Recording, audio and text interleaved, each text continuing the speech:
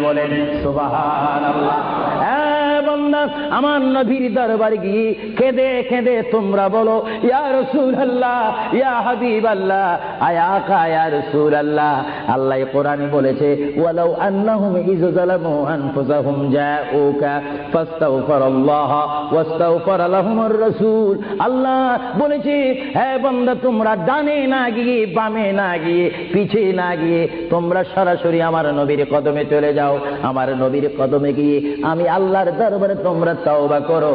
তওবা করতে করতে তোমাদের চোখের পানি যখন বাইর হয়ে যাবে, আর ওই মুহূর্তে যদি আমার বন্ধু যদি তোমাদের জন্য আমার দরবারে সুপারিশ করে, আমি আল্লাহ তোমাদেরকে ওয়াদা দিয়ে দিলাম, গ্যারান্টি দিয়ে দিলাম, আমার রাসূল যদি তোমাদের জন্য আমার দরবারে সুপারিশ করে, সঙ্গে সঙ্গে বান্দা তোমার অতীতের জীবনের কবিরা সগীরা গুনাহ মাফ করে দেব। জোরে বলেন সুবহানাল্লাহ।